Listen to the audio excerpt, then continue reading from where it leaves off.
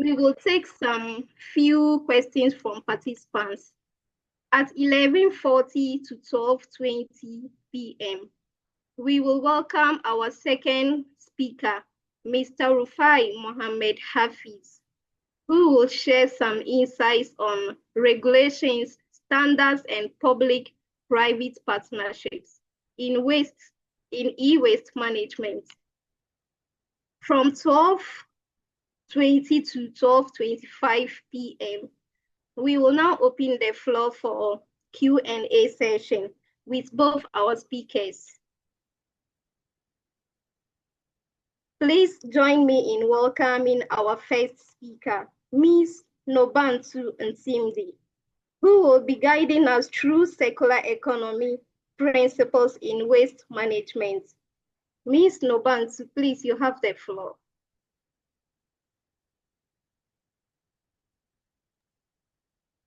Good morning. Thank you very much for the warm welcome, Zakia. Thank you as well, Agudlo, for the invitation to come and be with you today. I'm very grateful for this platform, and I'm hoping that we will be able to learn a few things from each other and share some experiences as well. So just to quickly check in, I want to confirm whether I am audible and whether you can see my screen.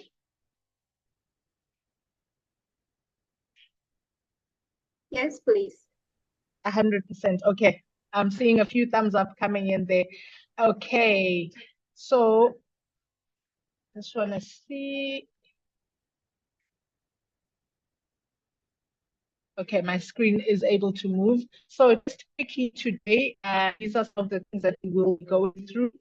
Introducing the circular economy and its principles and drivers, and then the policy landscape, which I'm glad the speaker that is following me will probably dive way deeper into that as well, to explain or give an overview in terms of what sort of policies are we starting to see on the African continent that are going to be shaping how we operate our businesses and how we behave as consumers going forward.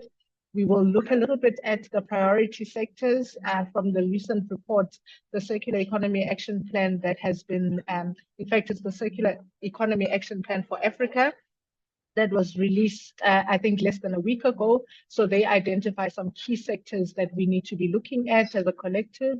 And then we look very quickly at a circular industrial economy, what it actually means for businesses and for industries as well.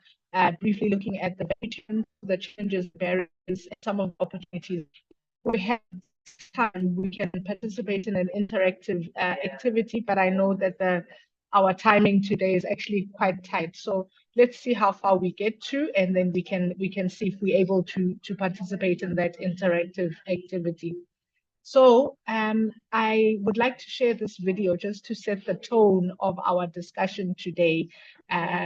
You may not be able to hear the background music of the video, but what is important is to grasp the visuals and to see what message is actually coming out from this particular video. So with that, I'd like to proceed.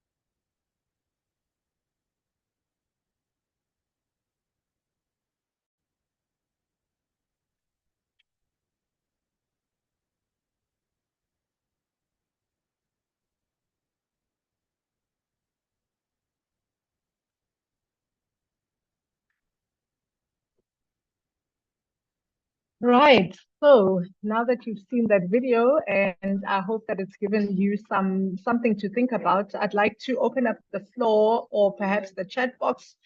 We had intended to have a poll ready, but we may not have that today. But perhaps in the chat box, you can just tell us, what does the circular economy mean to you? So in your experience, have you ever interacted with the concept or the framework? Does it mean, do you consider it to be a new waste management strategy, perhaps? Does it equate to doing less harm?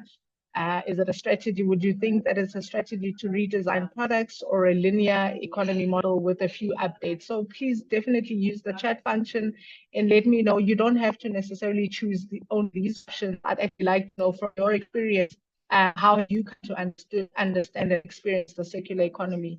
So just quickly, for a few seconds, if you can just drop your comment into the chat box, and I will move on with the rest of the presentation and then come back to those responses.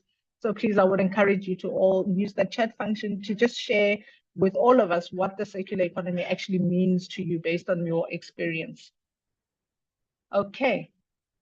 So let me wait maybe a few seconds before I share. Okay, we've got some responses coming through. Zakia, are you able to unmute and perhaps take us through those responses? Because I wouldn't be able to follow them on the chat.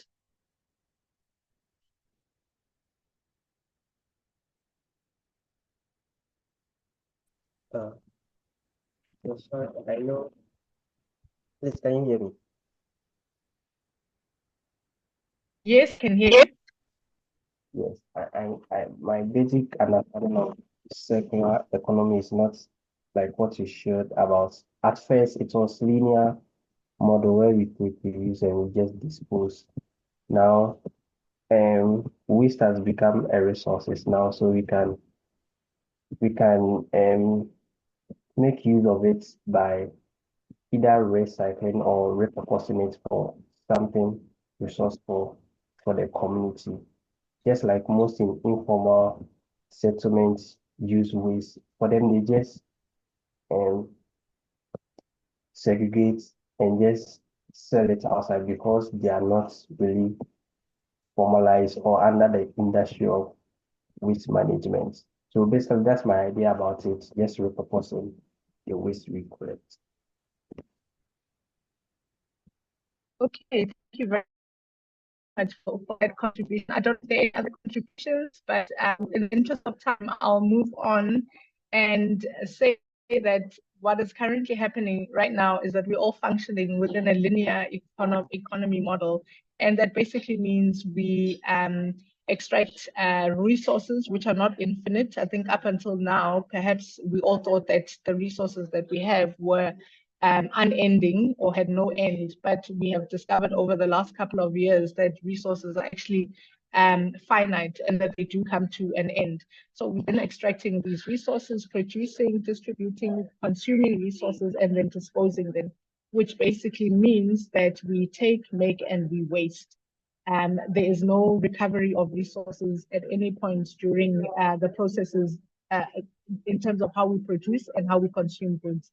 So a circular economy is not about waste. The gentleman gave his contribution and indicated that a circular economy looks at how we actually use waste and waste into a resource.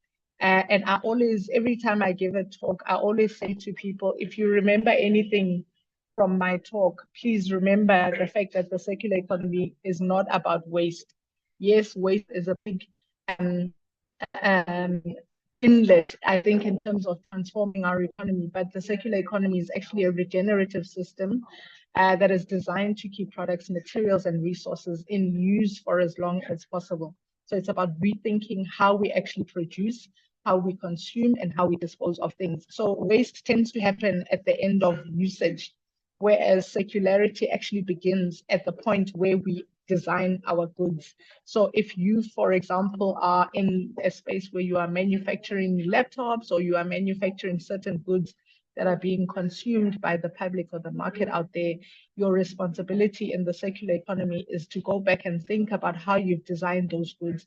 Are you using sustainable materials in terms of producing those goods? And within your production process, where can you recover some resources? Are there certain outputs such as water, such as energy, even when it comes to steam or waste heat that can be reused and turned back into your production cycle? So the circular economy is about looking at the entire cycle of production, consumption, as well as disposal. It's not something that happens right at the end of a product or a laptop that now we're thinking, okay, how do I get hold of upcyclers and give them my laptop? That's not where the circular economy begins. The circular economy begins in the way that we produce and in the way that we consume and ultimately dispose of products. So how is waste visualized in the circular economy? In the linear economy, as you've seen in the video, we take, make, and dispose. And then in the recycling economy, we take, make, recycle a little bit, and then ultimately dispose as well. So in a circular economy, the recycling is actually not a priority on the R ladder. On the R ladder in a circular economy, we're looking at product from the time when we are actually designing the product, so that we don't actually have a lot of recycling and further output at the end. So in a circular economy, ultimately nothing goes to waste. And as the gentleman indicated, we actually are starting now to reuse all the resources because they've been designed in such a manner that they can keep going back into the production life cycle. So that brings us to the principles of the circular economy, which are to design out waste. So you need to design products using the correct materials that can be reused and reused and reduce waste. Responsible consumption, you need to prioritize, keep materials, products and materials in use for as long as possible. So that speaks to responsible consumption. Prioritizing reuse, repair, and remanufacturing business models. And then the last principle talks to regenerating nature. So in other words, founders of production and consumption and disposal actually contribute to the regeneration of natural resources. If we look at, I've done very little research on Ghana, but I know that it's an economy that's also has a very active mining sector. So when we look at that mining sector, to what extent are they regenerating some of those landscapes where they are extracting our natural resources from? So those are some of the areas that we need to start thinking about to say that, do our mining practices actually assist in the regeneration of the natural ecosystem in the area that we are mining in, or are these systems and processes actually taking away from that? So the principles of a circular economy are to design out waste right from the beginning, to keep products in use for as long as possible, and then to support regenerative practices, ensure that whatever process, consumption, production, and disposal process we are engaged in actually supports regenerative practices. What are the key drivers of circular economy? How did we get here and why are we here? And you'll see from the image on my right-hand side that there's a disproportionate, the needs that we have as human beings are completely disproportionate to the resources that the earth has to offer. So that is the key driver. And as population increases, I always say to people, we can recycle and separate our waste and do all these good behaviors. These are positive behaviors.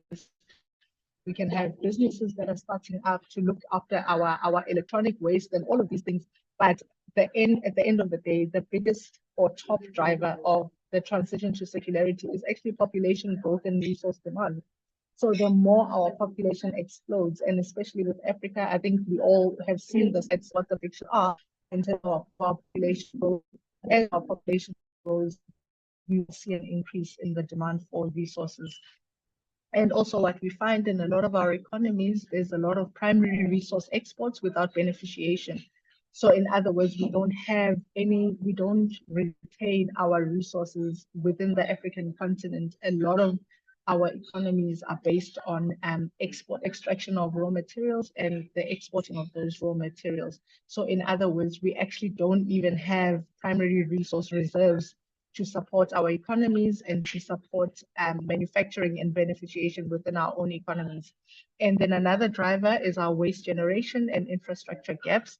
I think some of you might have some experience with this because as much as we are generating waste, we find that our municipal structures are struggling to actually manage some of these waste output, specifically in urban areas. So waste generation infrastructure are a big driver to transition to a circular economy, unemployment and economic vulnerability. I don't have to go deeper into that. I think we all understand what some of the pressures are when it comes to youth unemployment and economic vulnerability. And lastly, lastly, but definitely not least, is the environmental degradation and climate risk that we are all experiencing. So again, just to check in if everyone is still with me, how would you rank these drivers for Ghana? I'm living in South Africa, so I might have a similar ranking, I might have a different ranking in terms of these drivers, but I would love to hear from you in terms of your own situation. How would you prioritize these drivers? So would you say that population growth and resource demand is the biggest driver, or is it primary resource exports without beneficiation, waste generation and infrastructure gaps, youth unemployment and economic vulnerability, or environmental degradation, climate risk? And perhaps if you are comfortable to put to unmute and give us your contribution, please definitely do that. Otherwise, I would love to hear from you also in the chat box. I'll wait for a few seconds for some responses and participation.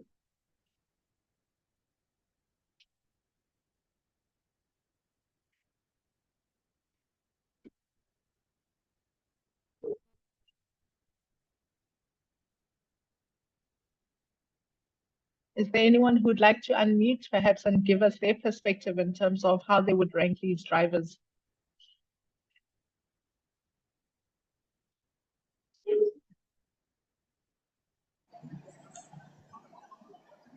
Yeah, hello. Yes, please go ahead. Yes, so thank you very much for the opportunity. To me, with my experience so far when it comes to the waste management in Ghana, I will recommend or suggest that in ranking these key drivers in Ghana, I will first of all choose the waste generation and infrastructure gaps as a major drive to the circular economy. Why? Because Ghana lacks this kind of infrastructure to initiate or facilitate the circular economy. Circular economy has to deal with the recycling, which have to sorting, recycling, transportation, and other things. But however, these structures are not put in place or are not even available in Ghana to motivate this process. And as much as we continue to generate waste more every day, which we are not even able to take care of. So I will first of all choose that one as number one key drivers for Ghana circular economy challenges. Then the second one might be maybe population growth and resource demand. Population growth and resource demand can also be a second one.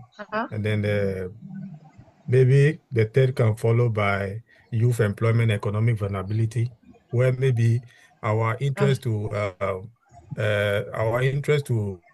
ensure that there is more employment or jobs opportunity for the youth, and maybe economic growth has made our politicians, I will not say politicians, but our government to maybe invest more into creating jobs for the youth maybe white collar job or any other job, without even considering the fact that even the circular economy, if it is well managed, it can even create more jobs.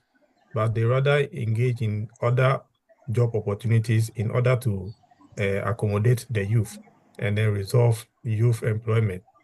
So it can also be a factor with regards to that. Then the rest could be maybe environmental degradation and climate risks. Then the last but will be maybe primary resource export without beneficiation. Thank you. Thank you very much for that contribution. I saw some heads nodding, so there seems to be some agreement and alignment with your ranking and the choice of how you would rank some of these drivers. Thank you very much for that contribution. Now let's You're move welcome. ahead. Sir, So please, can you thank you mention your very much. name? So here we're looking very briefly. My name is Jacob. Oh, sorry. Okay. Jacob Amanda. Yeah. Okay, great. Thanks. Okay, thank you, Jacob. Right, now we're looking at the circular economy policy landscape. Again, this is taken from the latest report on the Circular Economy Action Plan for Africa. And it basically gives us an outline of where our policies are starting to emerge. And we see some of the countries with EPR policy. However, sometimes the EPR policy, for example, is the extended producer responsibility policy, is mandatory, for example, in South Africa. But in other countries like Nigeria, the policy has been developed, but it's not yet at a stage where it has become mandatory.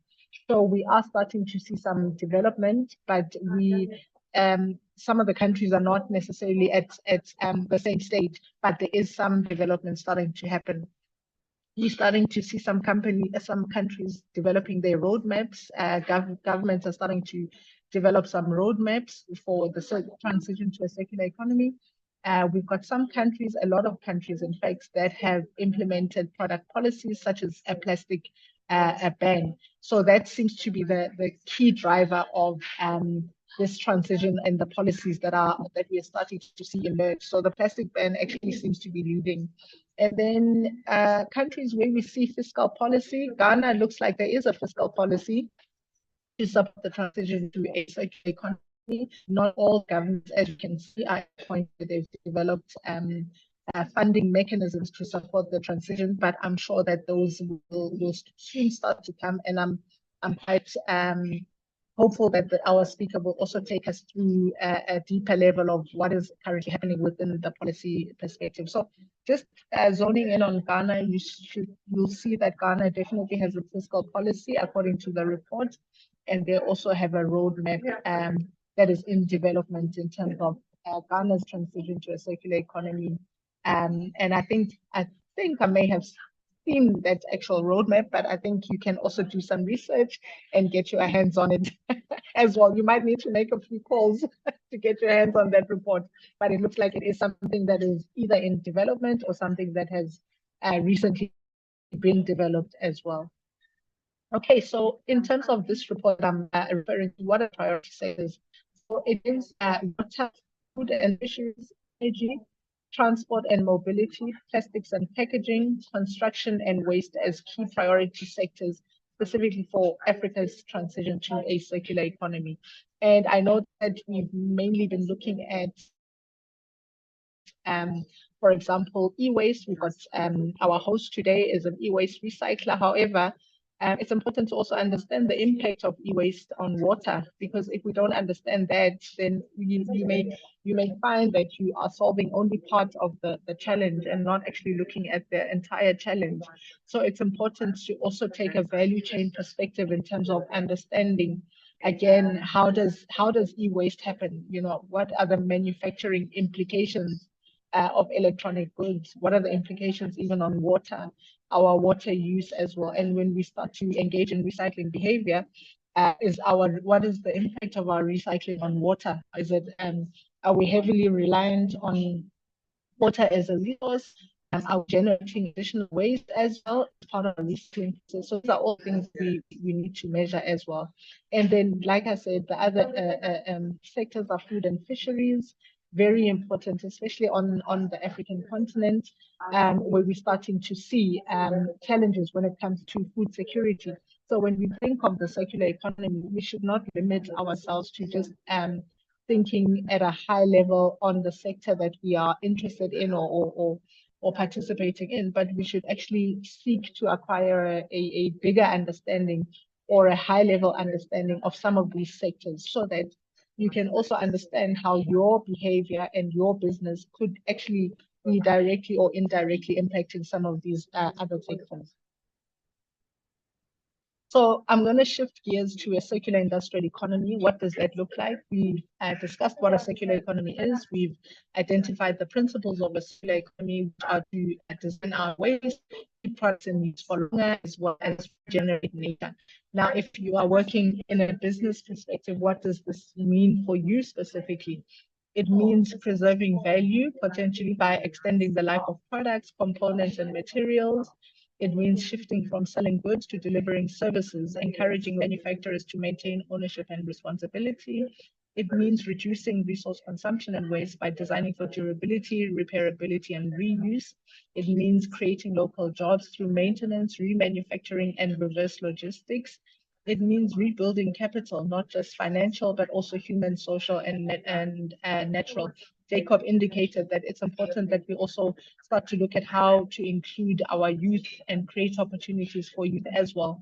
And in a circular industrial economy, we can see that we have the potential to also rebuild our youth and create employment and create even more business opportunities. So just looking at the first circle talks about retained ownership. So there's three elements to that. There's goods as services, there's selling performance, and there's molecules as services. Goods as services speaks to, for example, I know that recyclers refurbishes certain computers and then they sell them on as well. Perhaps in a circular industrial economy, they don't need to actually sell those computers and laptops. Perhaps they can consider a leasing model where their customers can actually start to lease some of these computers, use them for a period, and then once they've reached their end of life, upcyclers can take them back and either fix them or actually process them and recycle them as well. So that's an example of goods as a service. So in other words, now you're not transferring ownership of the laptop or the computer to a customer. As a business, you are retaining ownership, yet your customers can enjoy the use of those laptops for as long as they need them. So in other words, you would be selling performance, the performance of the laptop and not necessarily the actual laptop, which again, the customer then has to come back and figure out, oh goodness, the laptop doesn't work. It has come to the end of its life. Where do I actually need to take it? But once we shift and we start thinking about circular business models in our industry, we start to look at different ways of actually offering our products and some of our services as well. And then we look at molecules as services. It's another function within there. I won't go into detail, but I know that, for example, once some of these goods have been recycled, and we see this quite a lot in industries or economies where recycling is highly developed. But for example, once you've done your extraction and you've got your plastic and you've got your steel, and you've got made some of the high value resources, what's your model in terms of returning those into the market? Are you actually again selling them? Are you just exporting them? Are you prioritizing an export market as opposed to rebuilding local stock and integrating your own manufacturing capacity as well, where you can start to think about how those resources can be put into the market, but using a different model. Where, for example, if you've got platinum, reserve of platinum, you've got reserve of gold, you can start thinking about what are the opportunities around that market, as opposed to just taking everything, sticking it in a bag, putting it in a container and shipping it to someone else who's able to extract even more value. So in a circular industrial economy, we need to start to think about our value chain. We need to start to think about how we position products in the market, and we need to think about how we retain the value of those products in the market. So another play is manufacturing, the OEM, for example. How are we sourcing our goods? Where is our food stock actually coming from?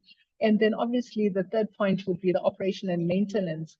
With upcyclers, for example, if you are actually starting to sell performance of the laptop and not necessarily the refurbished laptops, if there's a challenge with the laptop, we can actually start to employ more and train more youth to actually start to refurbish those laptops. So every time someone has a challenge with their laptop, they just bring it in and they know that there's someone there to fix it or to test it and analyze and see where the challenges are, and then replace that laptop to the customer. So by using or integrating some of these principles, we start to see that we actually create opportunities right through the product value chain. Distinguishing factors of the circular industrial economy. I'm not going to go through all of them. I'm sure that the presentation will be shared, but just at a high level, these factors include product life extension, the performance economy, as I indicated. Instead of always wanting to sell and drive sales and drive over consumption, we can actually start to think about how can we sell performance, renting, leasing, servicing as well, so that we can move and actually start to sell efficiency and start to sell use and not start to sell and not stay in this paradigm of selling things, you know, where our KPIs are not centered around how many things have I sold this month, but it's about how many people are using my product or my services rather than selling. So decoupling wealth from resource use as well, internalizing cost and responsibility, producers retain ownership, local job creation, stock management over flow management. So now I'm actually starting to look and analyze that how can I manage my stock better? How can I integrate new tracing systems, traceability systems, for example? If I have a leasing model for my laptops, how do I make sure that that laptop doesn't vanish into thin air or cross the border and end up where it's not supposed to be? So then it forces you to start to think about what technologies can you start to integrate and traceability mechanisms that you can start to integrate. We all, I would imagine that a lot of us have heard about even the carbon border adjustment mechanism. So if you're an exporter, for example, of recycled goods, that legislation is going to start to impact you in the near future. So you have to have systems where your customers who are buying your recycled metals can actually trace back to where those metals have originated from. And there's an opportunity again to integrate technology in terms of your current work as recyclers in the industry. And so the circular industrial economy actually calls for systemic industrial redesign, not just limited to waste management, but how do we actually redesign our industrial systems? And then again, lastly, but definitely not least, the integration of human and social capital. How are these systems actually increasing inclusivity of the youth, of women and children? Is it creating jobs? Respecting indigenous knowledge systems as well, you know, or are we just coming with our own new ideas and forcing them on people? You know, are we respecting some of these indigenous knowledge systems that have existed over time? So what are some of the challenges and barriers? Sorry, before I go to this next slide, are there any questions or comments perhaps? I'm whizzing through because of time. And perhaps you'd like to make a comment, pose a question.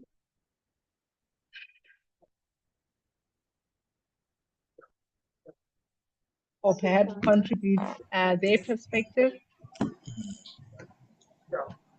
I think you can just continue. We have a Q&A session so that we just accumulate all. Oh, at the end. Okay. Yes. Okay, perfect. Okay, so just moving to the slide, here are some of the challenges and barriers to a circular economy. Lack of awareness is always top of mind. Economic viability. A lot of people are very skeptical about some of these business models and also the scalability of these models. A lot of businesses are nervous if they transition to a circular economy. Will they be able to sustain their businesses in the long term as well? Fragmented value chains, again, is a big challenge in the circular economy, because if I want to operate a circular business model and my supplier, for example, is not participate in a circularity, that also impacts your business. Regulatory barriers, we looked at policies earlier. do the policies in the current business environment or working environment allow for us to transition to circularity? What are the technological limitations? For example, are we able to trace in our industry where goods and materials come from?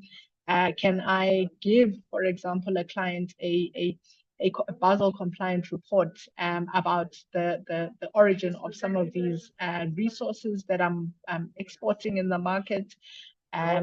So those are some of the limitations, consumer behavior, and like Jacob said, major infrastructural gaps as well. So what are the opportunities for Ghana's ecosystem? We have looked at, again, the priority sectors. There's plastics, there's agriculture and fisheries, there's construction, wastewater, transport and mobility, as well as energy. Just a quick snapshot of the circular economy value chain. We've got the enablers, for example, it's industry, technology, technological innovations, policymakers, consumers, other capabilities in academia as well. In our businesses, do we partner with academia to understand what sort of prototypes have been developed, perhaps to solve some of the challenges that we are having in our businesses? Do we have academic partners, perhaps they can develop new products for us and with us, and new business models with us, or are we just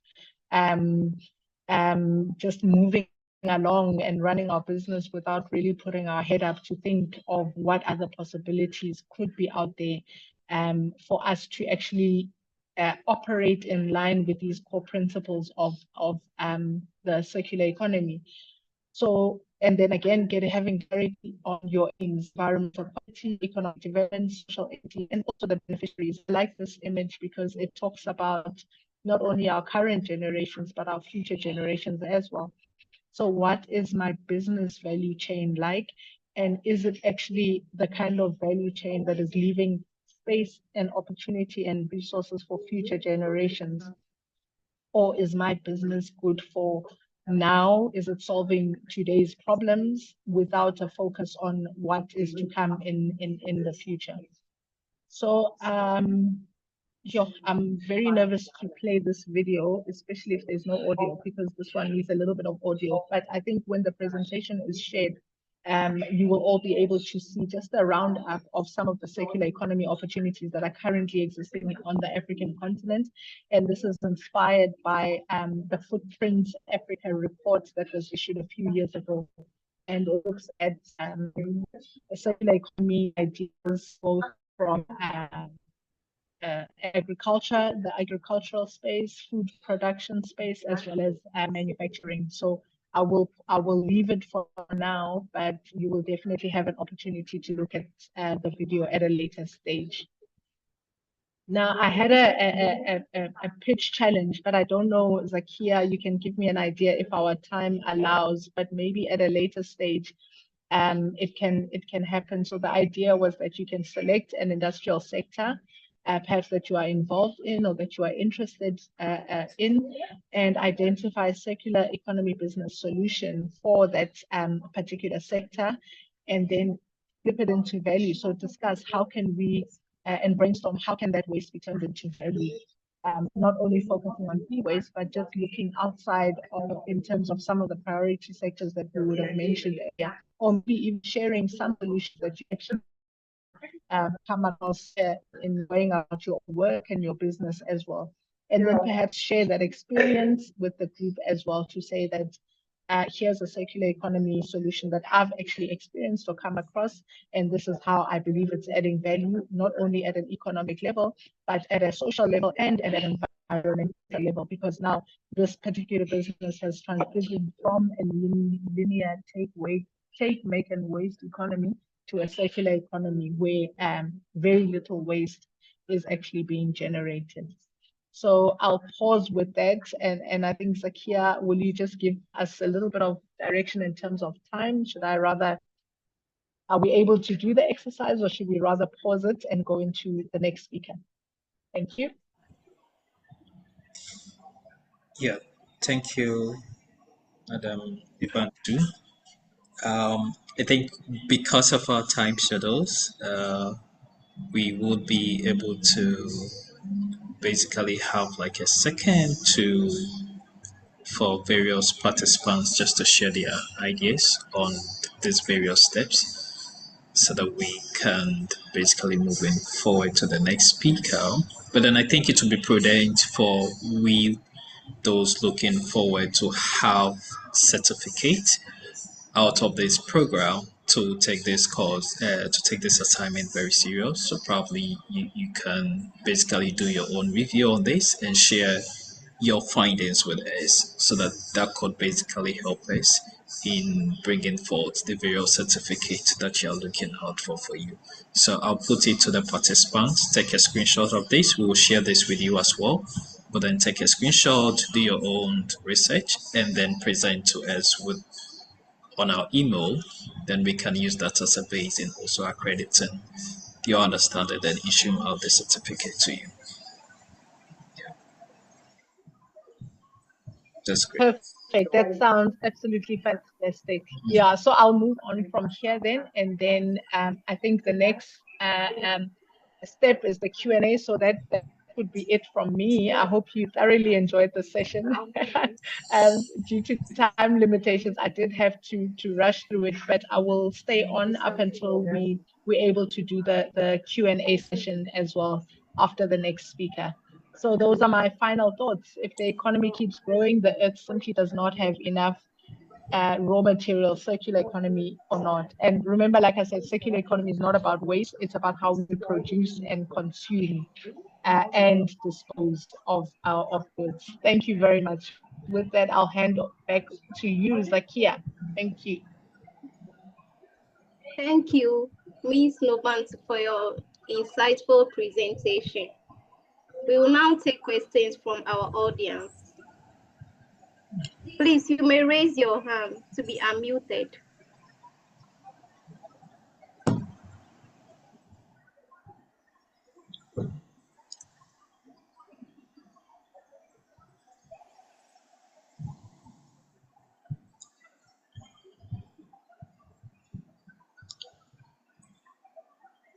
So I think we have some questions in the chat booth, so you can read them as well.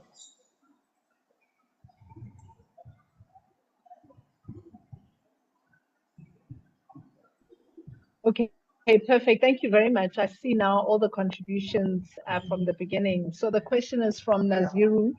Do you think circular economy would go a long way to increase the prices of products in the market? I thank you very much for that question, Naziru. If you were able to unmute, there's quite a few follow-up questions. Which market are we looking at? So what are the base prices that we would be measuring against? And again, are we looking at prices only, or are we actually looking at value as well, the value generated from our goods? Because in the current economy, for example, from an African perspective, as I had indicated, we are not doing so well to beneficiate our own resources. We are actually more often than not just exporting. There I am. We are actually just exporting our resources all the time. So again, our resources then become subject to external market forces and not necessarily give a proper reflection maybe of the market forces, the market opportunities who are in a position to beneficiate our own raw materials. So I don't know if you'd like to counter with that, but yeah, that would be my response to say, which market are we measuring these prices against? And again, is it a market? Are we going to continue relying on exports and external forces, external market forces, or are we going to start looking at how we can rebuild our own market capacity in the domestic market as well? I see there is a hand up. Please come in.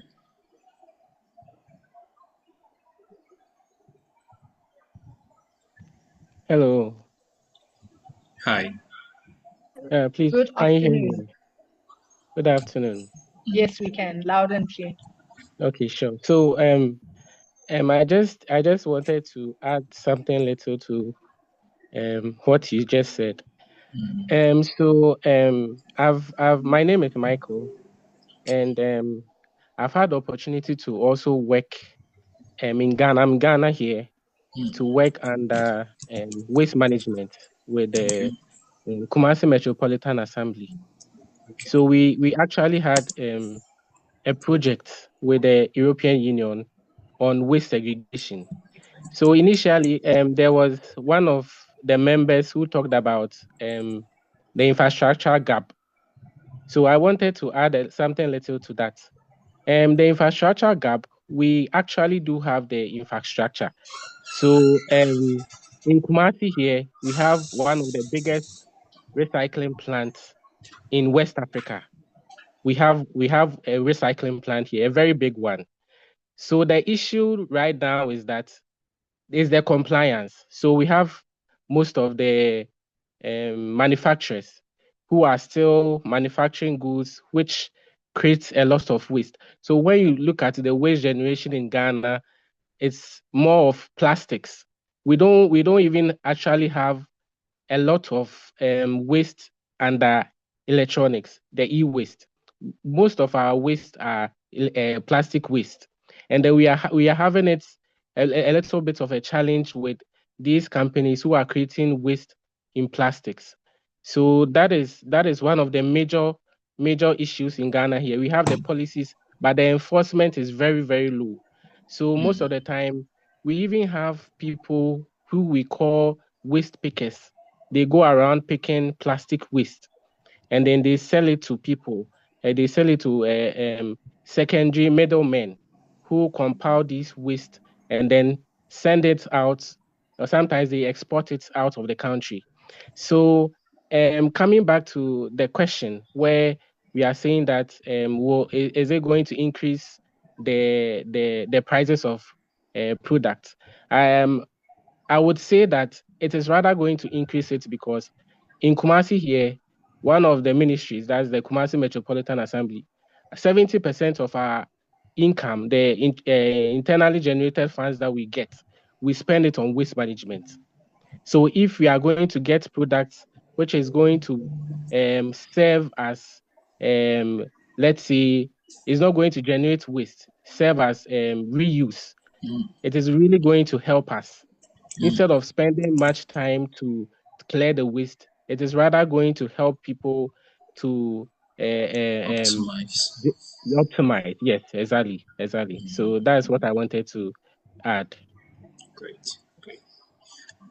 Awesome. Thank you for that contribution, Dr.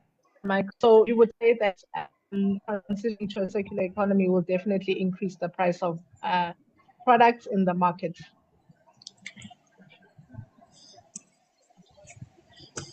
Yeah, so great. I think because of our time schedules, Dr. Nimbutu, I believe you will be on board for some time, right? So that we could have a little Q&A session at the end of the section. So without further ado, we would basically move into the next section as he would want to opt for a different engagement. So Mr. Hafiz, Zakia can really give us a brief intro of Mr. Hafiz, then Mr. Hafiz can basically take the floor. Thank you very much. Please join me in welcoming our next speaker, Mr. Rufai Mohammed Hafiz, who will be sharing insights on regulations, standards, and public-private partnerships in e-waste management. Mr. Rufai, you are welcome. Thank you. Can you hear me? Yes, we can hear you loud and clear. That's great.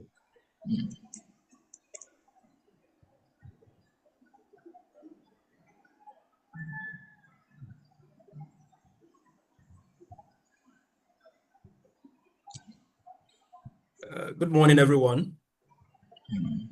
It's been an interesting session so far, having listened to the earlier speaker, giving us divergent views on how the circular economy operates and the benefit thereof. I will have a brief session with you. And yesterday, listening to the coordinator of this program, in Ghana, we love to use what we call expert. No, I don't belong to that category. I am an environmental management and sustainability practitioner and still learning. So the little knowledge that I have, I will share with you in that regard. Not to belabor the point, as we have it, in Ghana, in 2004, when the millennium started, Ghana promulgated an ICT accelerated development policy. And that policy actually seeks to expand ICT infrastructure and then delve into e-governance, e-health, e-economy. So everything was going soft. Now that saw the surge in the number of electrical and electronic equipment that were imported into the country. Now fast forward, you will notice that some of these electrical equipment have short lifespan. And so in no time they go obsolete or they are unfit for purpose, and therefore they must be discarded off. And then came the concept of waste from electrical and electronic equipment, what we have now simply as e-waste. Prior to coming into being of the regulations, there were enablers, but we must keep track of the mass flow from the industrialized world to the African continent and what warranted the regulations and the standards to make the sector environmentally friendly and to safeguard public health.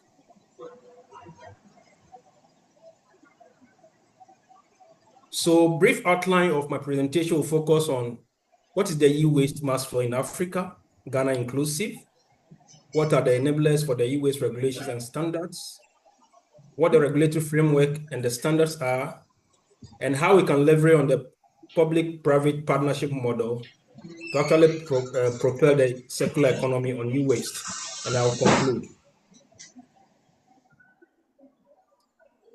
So I am giving you what you might be privy to as a prelims to what necessitated the coming into being of the regulations.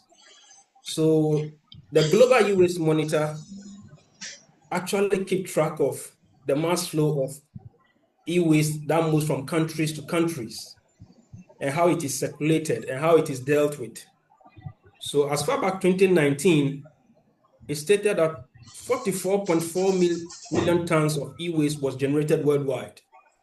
And out of these, 5% of the global generation represented Africa, which is equivalent to 2.9 million tons. And in Ghana, we generated 52,900 tons per year. But these were the figures that were formally recorded. Fast forward to 2022, 62 million tons of e-waste was generated. And according to the United Nations International for Training and Research, these 62 million tons of e-waste would fill 1.55 million tons of 40 tons trucks. So you could imagine the volume of the mass flow. And currently, the global average generation is 2.6 million tons, and it's forecasted to reach 82 million tons by 2030, which is a 33% hike. And this represents a 5 times faster than documented e-waste recycled. So these were official documentations. How about those that are going through the unapproved route, which cannot be accounted for, which is large? Now, per person, as of 2022, each person generates 0.6 kilogram of e-waste in Africa. And in the collection, as we all know, and recycling was projected to drop from 22.3% to 20% by 2030, which means that much of what is generated, the collection and recycling rate is dwindling. So we are likely to have more we in circulation. Then fast forward 18 billion kilogram, or equivalent to 80 million metric tons of e-waste estimated is to be generated from middle to low income countries, including Africa. And you know, when we say less developed country, it is in Africa. Shockingly, Ghana is noted as the major destination for illegal e-waste flow. What it means is that most of the second-hand electronic and electrical equipment that the West have used, the industrial nations have used, have noticed that they don't have a dumping ground for them. Africa then becomes a dumping haven for such commodities. And therefore, Ghana is one of the major destination points for the inflow of illegal e-waste. So when we ask, what are the causal factors? We all admit that there is technological progress. Everything that we are doing now, we leverage on technology. So once technology has become the order of the day, part of our lives, and it's making things convenient, more affordable, more easy to reach, certainly there will be call for more usage of what EEs. Then there is growing societal electronification. Even now, traditionally, leftover foods, we set our charcoal and other things and heat them. Now we say we have microwaves. We grind pepper, now we have blenders. So everything, our social life is now being electronified. And as a matter of that, it is making the circulation of what? Waste from electrical and electronic equipments more what? The volumes more higher than before. And we are consuming same. iPods, everything, we are now consuming more electronic gadgets. But unfortunately, we have limited repair options. Unlike Agabas, who has recently established the upcycling, where people found the need to actually say that, oh, these obsolete equipments, parts of them can be used for artifacts, to beautify our homes, to beautify our environments. It hasn't been so in the past. So we notice that there are low repair options. Most of the refurbishers who refurbish these old television sets, old computer, the Pentium 4, the Pentium 2, and the rest. In fact, most of them, when you go to their shops, they have accumulated huge tons of these obsolete equipments, and it's packed. It has become a waste and a nuisance to the environment. Compounding the issue is the lack of state-of-the-art infrastructure for recycling. The whole of the northern region, we don't have. So you ask yourself, looking at the population growth rate and the usage of EEs in northern region, where do the we ends? It's in the environment. And these are the sum of the issues that confront us that needs urgent action. So we ask, what is the current situation for managing e-waste in Africa and for Ghana? About 85% of the management is in the informal sector. Those who collect, those who operate collection centers are in scrap yards. They transport. They send to recycling facilities down south, and then eventually the residue is disposed. So the value chain largely is controlled by the informal sector. And as you can see on your screen, you see the scavengers, or what we commonly call the waste pickers, on the landfills, picking the load on trucks, transport. They dismantle to recover valuable materials. The rest, the non-valuable materials, is left in the open. Others also burn to extract valuable copper wires. And that is the management situation in Ghana now, in Africa at large. So it means that most of these activities are environmentally unfriendly, and they emit pollutants into the environment. Now, what are the consequences of this informal management of e-waste? You see that the major metals in e-waste that we get, from gold to copper to less sophisticated metals like indium and palladium, which are highly rich, but we are unable to get. But we can get these metals in electronic and electrical waste. But the heavy ones that are very, very poisonous, what we call the heavy metal toxins, the lead, the cadmium, the mercury, the arsenic, these are major heavy metal that has high toxicity level that when left in the environment can seep into the soil, or when burned, they escape and are emitted into the environment, into the air, and pollute the airspace. They enter into our water bodies, they kill aquatic organisms. So these are the heavy ones that are giving us problems, or what we call the problematic fractions. Aside from that, there are others that we call the unintended persistent organic pollutants, like dioxins and furans. So when they burn these plastic casings, we also have some that have brominated flame retardants, which is a non-metallic element made from bromine. And bromine is highly poisonous. So it is used in components of these laptops, mobile phones, so that they will become less flammable. The plastic component will become less flammable. But when it's not properly managed and they seep into our water bodies, they give us a lot of problems. Then we know the temperature exchange equipment like the air conditioners, the freezers, the refrigerators, they contain hydrofluorocarbons, hydrogen chlorofluorocarbons, who when they emit into the environment, the global warming issue, climate change. So these are all major concerns that warrants the enactment of regulations to contain the issues. What are other concerns? Yes, the circular economy for e-waste presents both opportunities and risks. Opportunities, there are jobs and livelihood issues.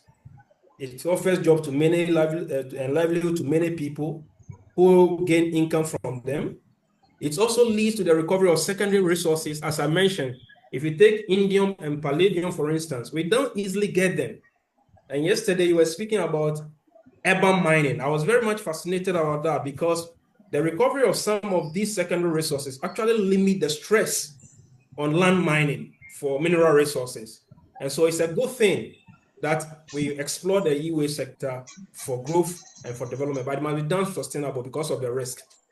Now, if you look at the risk at the community level, there is high pollution of air, soil, and water, and there is exposure to salt toxins in food. Let me tell you people something. A study was conducted somewhere in 2016, and it was found out that people who consume large quantity of tubers, these metals were found in them as a result of what? Dumping of what? E-waste on farms. Mercury, lead were found in their blood. How did it get into their blood? These particular metals can stay in the soil for over 400 years. And you could imagine.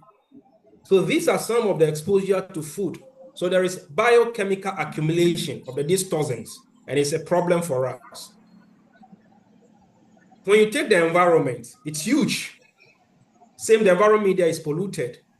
But most important, the ozone layer that actually serves as a theme to reduce the infrared radiation that reaches the Earth to cause global warming is fast being depleted by the hydrochlorofluorocarbons and the fluorocarbons.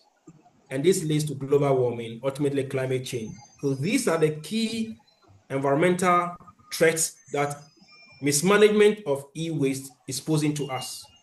And then to the workers in that space, not adherence to strict standard operating procedures and regulations actually leads to direct exposure to hazardous substances. The dioxins and the furans that they are burning and they are inhaling is having effect on their internal organs, and their lifespan is cut short. Not only that, the manual means of dismantling for recovery actually leads to high incidence of accidents and injury. And we know e-waste portends an inherent characteristic of explosivity. They are corrosive.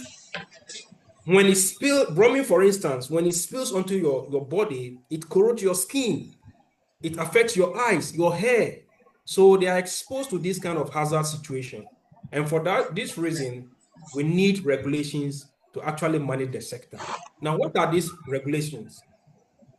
So from the international level, as far back 1989 at Switzerland, the nation states signed on to the Basel Convention for the control of transboundary movement of hazardous waste. And as said earlier by earlier speakers, we noticed that some components of the e-waste actually are hazardous. And so they form under this. And it states that the transportation of obsolete EEEs inter-countries, intra-countries must be regulated because of the concerns of what? Public health and environment quality. Then at the sub-regional level, which are the African level, at Mali, there was a convention, what we call the Bamako Convention in 1998, which actually sought to ban importation of hazardous waste into Africa. And then at the Pacific continent, they also came out with a treaty to actually control movement of and management of e-waste within that continent. So you see that both at the international and the sub-regional level, there are regulatory frameworks to actually restrict the flow of this e-waste. Then let's come to Ghana. Ghana has enacted a plethora of what? Acts and regulations to actually contain the sector. And our mother constitution, the 1992 constitution, you look at Article 36 plus 3, under the directive principles of state policy, and then that clause 9, which mandate the state to come up with policies for the protection of the environment, actually give the state to come up with policies, laws, and regulations to regulate the sector. So that one is established in the constitution. Then when you go to 41K civic duties of a citizen of Ghana, it's actually oblige each individual of Ghana or each citizen of Ghana to actually take proactive steps to protect the environment. How do you protect the environment? When your obsolete EEs get spoiled and you want to throw them, they say segregate them. But the challenge is, if I segregate my mobile phones, my blenders, my air conditioners, my fridges that have spoiled, where am I taking them for environmentally safe disposal? There is none. So it's a challenge. Then in 2016, the policy for e-waste regulation was actually drafted, but then we needed an act to regulate the sector. So in sync with the Basel Convention, Ghana enacted Act 917 for the control and management of what? Electrical and electronic waste. And not only that, they enacted a legislative instrument 2250 to actually include classification of other waste. So the control and management of electrical and electronic waste, including other waste. So these two regulations became the mother law to regulate the e-waste sector in Ghana. But fast forward to 6 January 2025, the Environmental Protection Act, Act 1124, Section 171AB, actually repealed those two legislations and actually gave a comprehensive framework for the management of e-waste, which is put under Part 4 of that act. Then, the environmental assessment, that act says that anybody who engages in the value chain of the e-waste sector must subject his or her activity to environmental impact assessment under the Environmental Assessment Regulations 1999, Legislative Instrument 1652. It is curious for me to inform you that as of today, that LI 1652, which used to be the mother regulation, has been reviewed and replaced by LI 2504 or LI 2024 of 2025, which came into force on the 6th of June 2025. Thanks to our late minister. He worked all this through and came into, and this actually situate the issues in perspective. First, it identifies undertakings that must undergo EIA. And then the second schedule actually comes with what? Sensitive areas that these operations of e-waste activity shouldn't go to. So we'll come to that. Then there is one key department in Ghana that we haven't given much respect, and they have the jurisdiction to look at occupational health and safety issues. That is the Factories Inspector Division, who are responsible for regulating factories, offices, and shops. And their act look at their act, 1970. It hasn't been reviewed. So Act 328 actually gives them the mandate to actually see whether operational space for e-waste collection centers actually meets the standard and what they can do to safeguard the lives of staff and the environment. So the Factory Inspector Division Act of 1970, Act 328, is actually applicable in this space. Then, as we all know, e-waste has a health risk component. And so the Public Health Act of 2012, Act 851, is also a key regulation that look at that. Again, most of the ICT equipment has data on them. So for example, if my phone gone obsolete and I want to dispose it of, I have data on it. The data protection law actually mandates you receiving it to actually format everything on the equipment. So if your iPad, your television set, everything that had privacy issues on them, you must ensure that those things are formatted from the system before you subject them to what? Processing for recovery. Then the factories, the Ghana National Fire Service Regulations 1724 of 2003 actually is applicable to the operations of what? The e-waste value chain, because characteristically, the e-waste itself is inherently what? Explosive and corrosive. So at a certain given temperature, they are likely to explode and cause fire. So at every premises or every facility that operates a e-waste, it is mandatory to have firefighting equipment installed, i.e. extinguishers, i.e. alarms, i.e. Smoke detectors, to ensure that the place is safe for operation. One may ask, what are the specific acts or the specific provisions under the Environmental Protection Act 2025 at 1124 that deals with the e-waste sector? So there are, like I said, there are 172 provisions, but for the sake of this, the relevant ones, I've quoted them copiously, and we'll have time later to actually look at what it actually says to save time.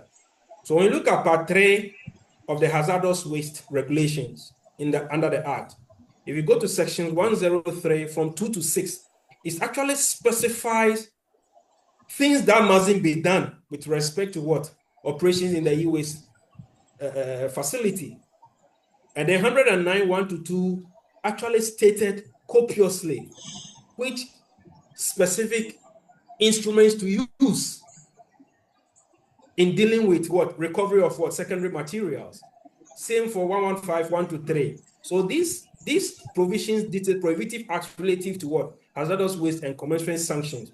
So if you come to Schedule 13 of this Act, if you go contrary or you breach any of the provisions for how these materials should be handled, administrative penalties are specified for you to be sanctioned with, and including 2,500 penalty units.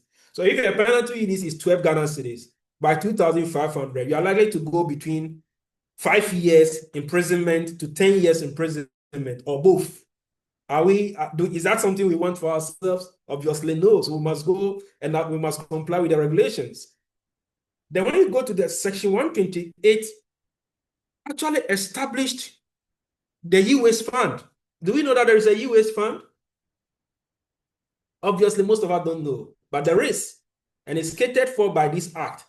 Now, what does the fund seek to do? Is to support, provide financial assistance, financial resources, and then to reduce the adverse impact of what? E-waste mismanagement. Then the second one is to support the construction of what? E-waste collection and recycling centers. So yesterday, one of the speakers mentioned that they were collaborating with the MMDAs to set up recycling centers, and there were issues.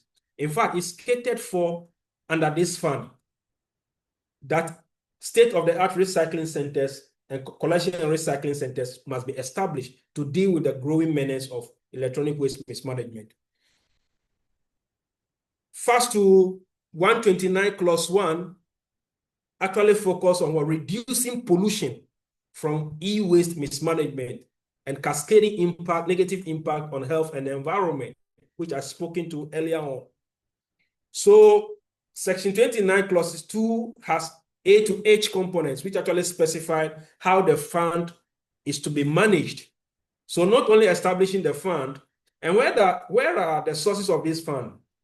You know, under the extended producer responsibility, which is part of our policy, anybody who imports electrical and electronic waste at the port, they pay what we call eco tax. So this tax is part of the duties that they pay. And the money got from those taxes goes into the fund. Are you getting it? When you go for permit to operate in the e-waste value chain, a percentage of it actually goes into the fund. So these are the sources of the fund and other government subventions that is pushed into the fund to make it operational. Then when you go to the section 32B of the Act, it actually details the standards, which I'll discuss with you on the next slide. And then under the Basel Convention, the sixth schedule, and in tune with our Act, sections 44, 103 clause 1, 104 clause 1, and 123 actually also give credence to why e-waste must be regulated.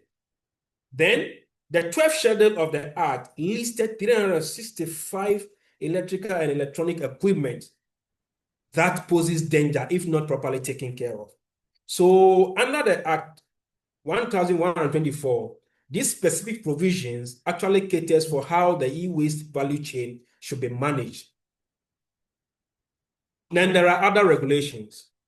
You notice that earlier on I mentioned that the Act now 17 having passed in 2016 to manage and control electronic waste.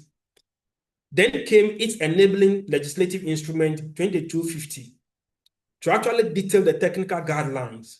So section 47 of the LI actually mandate collection centers to abide by the standards on one. And in the Act, collection center is defined in context. They are operational spaces for temporarily holding electronic waste and then finally transporting them to a recycling center. So ideally, they are supposed to only hold them temporarily. The scrap dealers specifically, and the refurbishers, agabas, your people, they must hold it temporarily, not dismantle, not burn, but transport to a tier 4 facility, which is a recycling center, so that they can handle it in an eco-friendly manner. But do they do that? They do contrary. So apart from the temporary storage, they must have business registration documents. They must record the flow, what they receive, what they extract, the volume that they extract. They must have records of them. And then they must send it to a registered facility. They must use a registered e-waste transport means, not any other vehicle. Now, what specifically that this particular section provision says, it says that anybody that collects, sorts, and consolidates. So after receiving your materials from households, industries, you sort them out into different components or plastics, metallic ones. Now, inside the metallic ones, I need gold, I need copper. So let me dismantle manually. You are using manual hammer, dismantling. There are gases in there you are inhaling, you don't know. So they said, don't do that. Don't burn. Consolidate after segregation, pack them into drums or sacks and send it to a tier 4 facility. So he said, shall one register with EPA and a district within which you are operating. Why EPA? This act actually mandates them to do so because the EPA is responsible for what? The protection of the environment, its conservation, preservation, and enhancement for the present generation and the future generation under the intergenerational equity principle. So the MMDA, why must you go for the MMDA? The Land Use and Spatial Planning Authority Act, I think 925, and their regulation 1728 actually give them the exclusive mandate to zone our lands into industrial, light industrial, residential, civic, and the rest. So if you want to operate a e-waste facility or a collection center, part of the new LI for environmental assessment, schedule tool of the 2205 actually says that you shouldn't operate in a sensitive environment, i.e. water bodies or buffer zones close to roads and at transformers in a residential setting that is densely populated, close to a commercial activity that engage in the use of fire. These are sensitive areas, sacred groves, school compound, health center, close to health centers, within a proximity of 20 meters, you shouldn't operate. So they will delineate which areas in a light industrial zones that are suitable and appropriate and environmentally less sensitive for the operation of a collection center. That is why the MMDAs must register with them. Then the 2 says, under section 109 clause 2 and 124, you should not burn. You know, in the earlier slide, I said the details is on this slide. Anybody who burn electrical and electronic waste to recover valuable fractions, you are in contravention of these sections of the law, of the act, and you are liable for conviction, or you pay a fine not less than 2,500 to 5,000 penalty units. So these are the provisions that guards against that. Then anybody operating in that space shall not export e-waste. So you have gathered your scraps, you have extracted your valuable materials. Then you said, I'm going to export it to Cote d'Ivoire, Togo, Ivory Coast, or Nigeria. You actually violated this provision under section 47. Then you must, the space where you operate, you must have a Ghana Post GPS address so that your place can be georeferenced by officers who are monitoring the space to actually know what you are doing there. So you must register with EPA, get a business certificate. You mustn't burn, you mustn't export. By your facility where you operate from, you must have a GPS.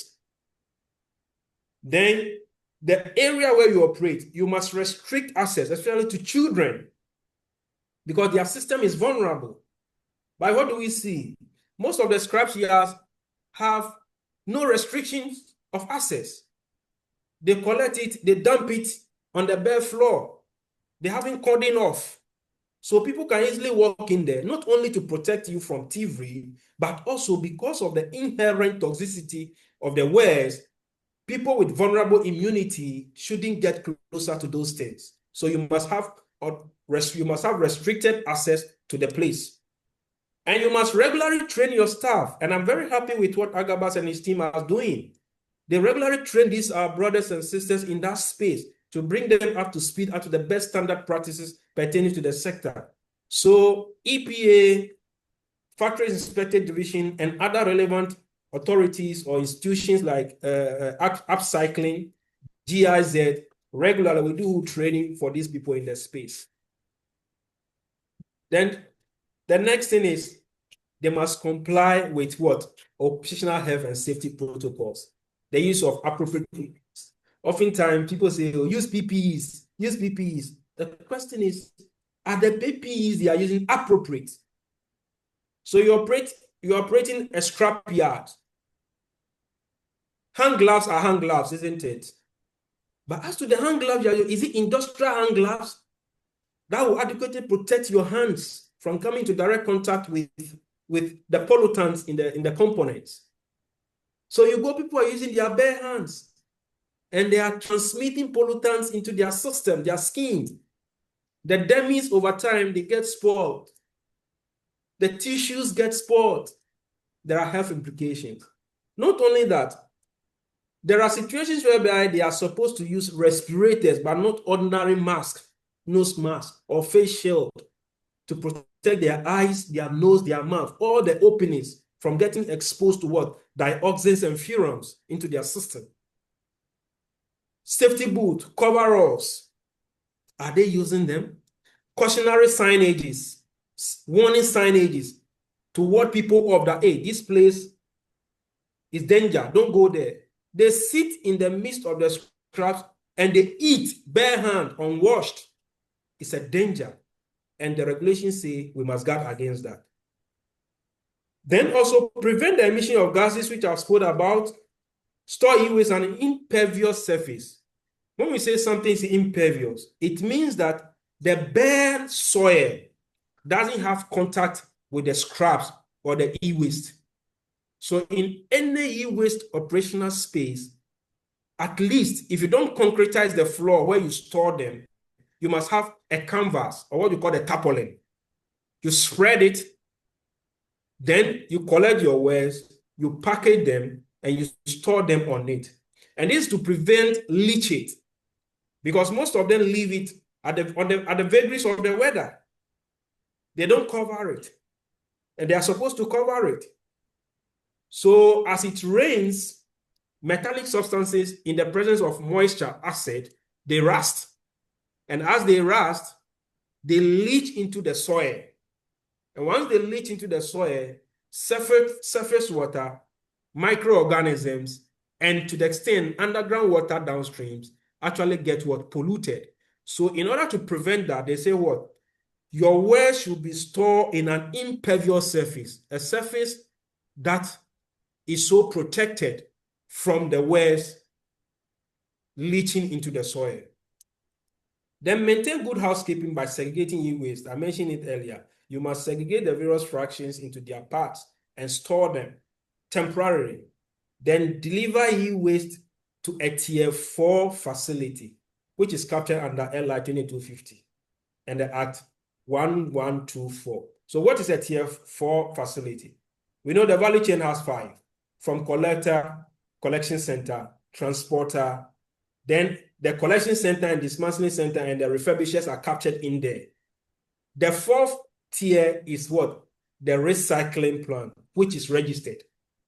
So there is a facility in Tema called Central. They recycle this e-waste and they produce ingots from it and export to Turkey and Japan.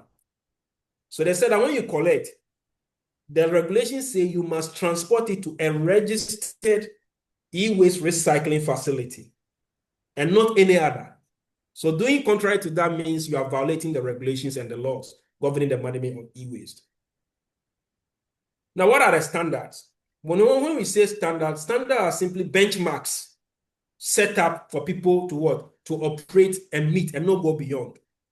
So we have the standard from the international organizations responsible for issuing of international standards, what we call commonly the ISOs, and then we have the Ghana standards.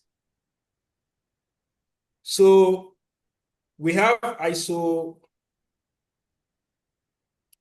14001, and this ISO 14001 actually provides the framework for developing a comprehensive environmental management system for e-waste management. It details how persons operating within the e-waste value chain must comport themselves. Then come the ISO 24161, which was updated in 2022. And it's actually gives us how waste of various streams should be collected and transported and managed.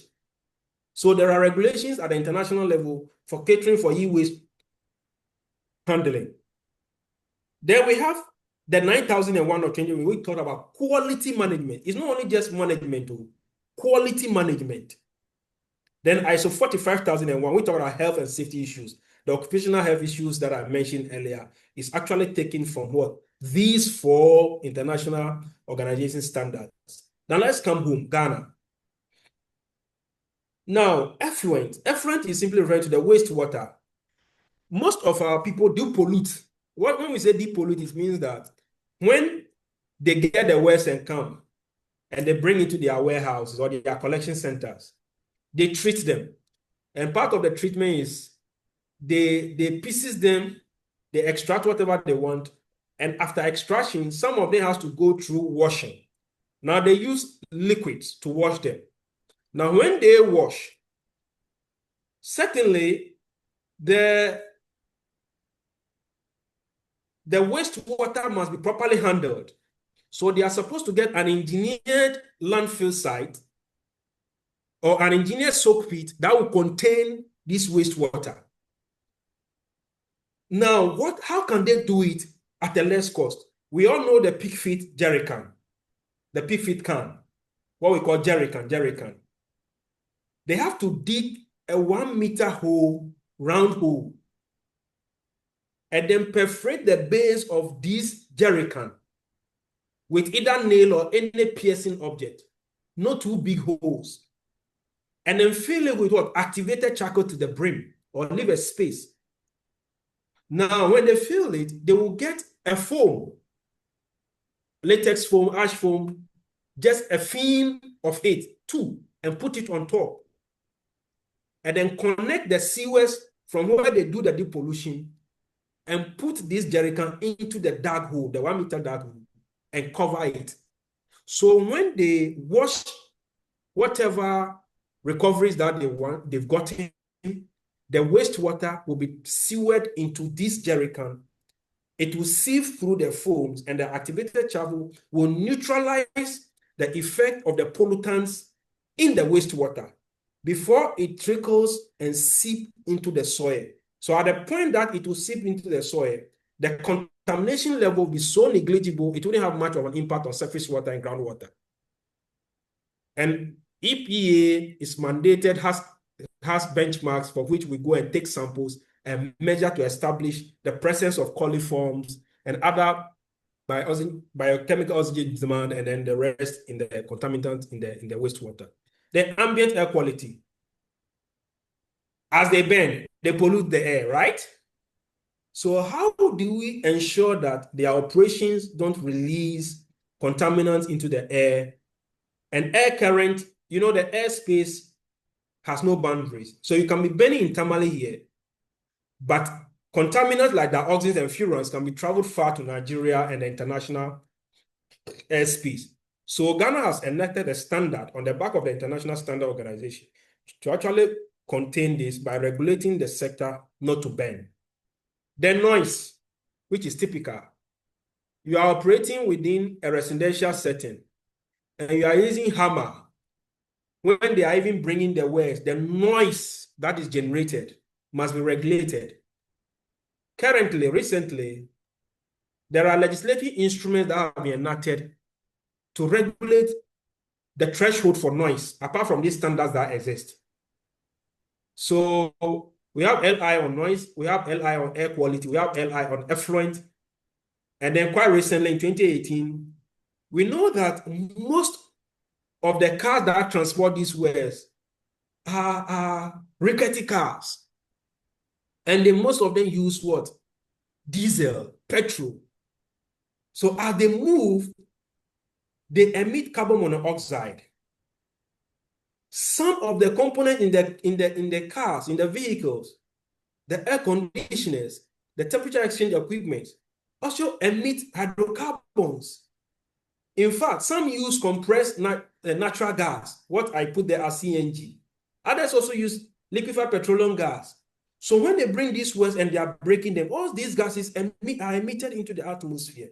So this standard says that for motor vehicles that use compressed natural gas, LPG, diesel, or petrol, we must restrict and permit them so that not any other car can transport the waste, but cars that emit less volume of this.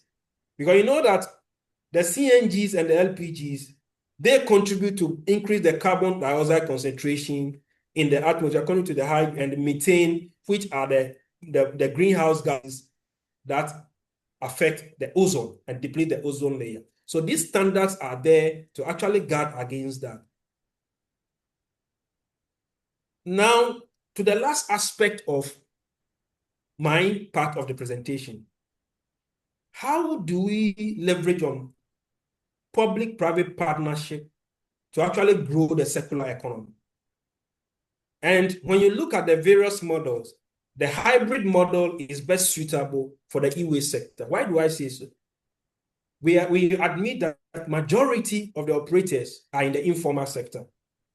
But with the regulations in place, we must roll them in and formalize the operations where rules, standards, procedures, and institutions clothed with mandate to manage them and train them define how they operate. So that is the hybrid system. Yes, the informal sector can be operating, but once they come under the radar of the formalized institutions, they will meet the regulatory standards. And that is what the hybrid model of the perspective of the PPP actually talk about. Now, what do we seek to achieve with this? The PPP itself have several models. So let me use Agabus, for instance. No, let me begin from the national level. Quite recently, the World Bank is funding an initiative spearheaded by the government, but with EPA as the implementer, to be constructing a state-of-the-art collection and recycling center internally here, just by Village Water, behind Toyota. And the project is going so steadily in the sense that we are hoping that by next year, it should be fully operational, so that all the e-waste from households to industries, like the medical equipment, the aviation equipment, the transformers from the NETCO and the rest, will not have challenge packing them, obsolete gensets, but when it is sent there, it can be weighed, and the generator is given a token, and the equipment is taken and properly handled and recycled, and proper materials and recovery materials are made out of it. So you see the partnership there, the World Bank, the state, but the assembly and Caritas are the private entities that partners the state to give us a land.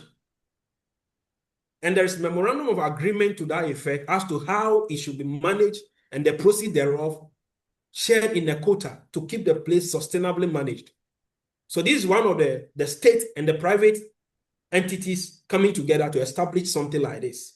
So it's one of what the PPP perspectives that I want to put across.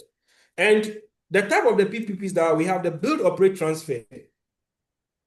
A private individual who is an entrepreneur, who sees the value in this circular economy, can decide that, okay, I will go to the chiefs, present my technical proposal, come out with a structure for them to help me get a land in the not sensitive location, get the assembly to get the scheme of that place properly codified, get the state institutions responsible for regulating the space to buy into my proposal. Then an MOU is signed. I will build the infrastructure, operate it for a reasonable years, so maybe 20, 30 years, recoup my investment, and then transfer it back to the state for the state to manage it. Or we'll be in the place where both the state and myself as an entrepreneur will manage it to recoup my investment, and the profits that will come will be a turnover for me. It's part of the build, operate, transfer. Then build, own, and operate. Yes, I have a space, I have a land. I've noticed that there is lack of infrastructure to take care of this. So I get the necessary permit. I notify the state. I notify the traditional authorities, the relevant institutions, and the interested parties, the scrap dealers that I am building this facility. So whatever e-waste that you are gathering from household, you can bring it for me to recycle. That is, I will build and own it and operate it because I have a technical expertise. So that is another angle of the public-private partnership. Then design and build. I am an architect. I have gone to train as to how to build state-of-the-art infrastructure for e-waste recycling. So I will design, the architectural design, I will build, and I'll hand over to the state to manage. But then the proceeds will be shared with me in a percentage that helped me to recoup my investment. Then I'll buy, build, and operate. The state has a land, the state doesn't have money. So I said, okay, I'll buy the state land. I'll build the infrastructure and operate on my own. So budding entrepreneurs, you can put your heads together. You can write technical proposals to donor funders, get donor funding, get the gatekeepers of our lands, the custodians of our lands, do environmental assessment of the location that is being given, whether it is appropriate, it is suitable, it is not as sensitive to any environment media or environment parameter. Build, and you make business out of it. You employ people, you provide livelihood to people, persons with disability, people, widows, widowers, destitutes, will become what? your factory hands. And in no time, we'll notice that the volume of waste in the environment will no longer be a waste, but will become what? A secondary resource to propel that circular economy. So, having said a lot, what does the PPP seek to promote?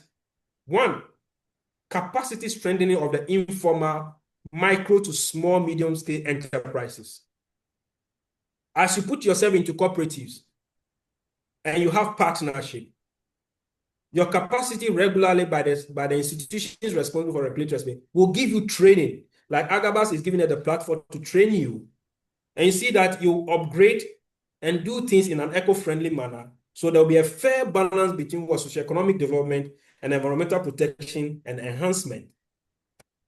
Then it also allows for what? The building of more formalized collection and recycling infrastructure across the country, because the state lacks the capacity to do so. So through the PPP perspective, we will likely to have more state-of-the-art infrastructure dotted across the country to contain the volume of what? The mass flow that we are seeing. Then there is a sustainable financing mechanism. When we say sustainable, when people see the value of what you are doing, supporting you financially becomes easy. You have the necessary permits from the regulatory institutions. You become credit worthy. You go to the banks for credit. They give you because they know that you are investing in a sector that will inure to the benefit of the state and provide jobs for people. And there is a high turnover because we will not stop using electrical and electronic equipment. So it's a sector that has a good prospect that when you go to the banks or the credit agencies for funding, you will get. Then the external producers responsibility scheme, like I said, anybody who imports, including individuals who use these mobile phones, these remotes, air conditioners, when we are going to discard these things, yes, we'll get tokens from it, but we'll be conscious of buying eco-friendly equipment as well, not buying second-hand goods that are brought in. But in 2015, there was a ban, a governmental policy to ban second-hand fridges and the rest from overseas.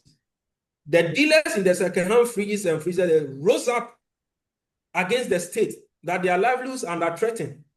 But they forgot that their activities are propelling the depletion of the ozone layer. So when there is something like this in place and taxes are imposed on those things, the citizens will know what rise, because you know that you pay for whatever waste that you generate from obsolete electronic equipment usage. Then it promotes stakeholder inclusivity, collaboration, and governance. So through the partnership, every person that matter, every institution that matter, every technical aspect that matter is brought on board to share their ideas as to how the waste can be contained in an eco-friendly manner or in a sustainable manner. So there is inclusivity, ideas are shared, nobody is left behind. And there is deeper collaboration. We partner, we share ideas, we move together, we have a shared vision, which we are moving towards. So the mission and influencing significant others to join the movement towards sustainable path becomes easier. And then the governance, administration of the sector becomes easy.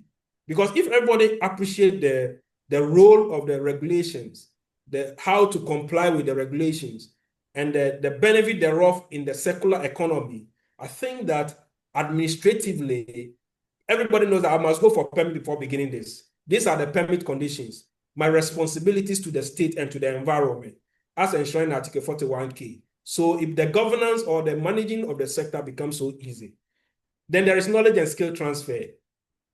The account people are doing Obaku for dream. So when you come together, you share ideas, there is knowledge transfer, and there is skills transfer, there is coaching, there is mentorship. So whilst people with technical expertise assist those with less knowledge, and they coach them in skills that for dismantling, for shredding, for recovery, for bagging, for transportation, you build your capacity and you grow in the business. And then finally, there is a structured way of awareness creation. Things are not done in fragmentation order. You see that before the national policy comes in, there are regional institutions to handle the policies. There are local champions. There are ambassadors. So awareness creation in both the local dialect, people are training how to use the local dialect to influence attitudinal change. It becomes easier. So there is a clear structure when the PPP perspective is explored, and there is more public engagement.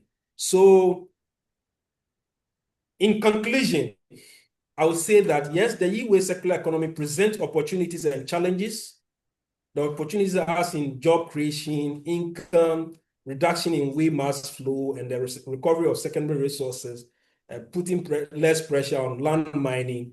Yes, it's the positive aspect. But then there is health and environmental risk factors, as mentioned earlier, and therefore it needs what? Regulation to actually manage how the sector operates. So the regulation as standard becomes imperative to regulate and ensure compliance with regulations, laws, standards, and commitments, as mentioned earlier, the Basel Convention, the Bamako Treaty, our national laws and regulations. So it's to regulate the sector. And some of the laws key that I mentioned, I've re-emphasized them there. The hybrid model is a way to go because it brings all the informal sector players under the formalization structure per the law, and it boosts capacity strengthening. It makes people get up to speed as to what the regulation says and the best standards to operate within the space. So in a nutshell, this is the latest knowledge. I said I am not an expert, but this is the latest that I could share with you. Thank you very much, my brothers and sisters. Thank you, Mr. Rufai, for that excellent presentation. We will now open the floor for a Q&A session with both our speakers.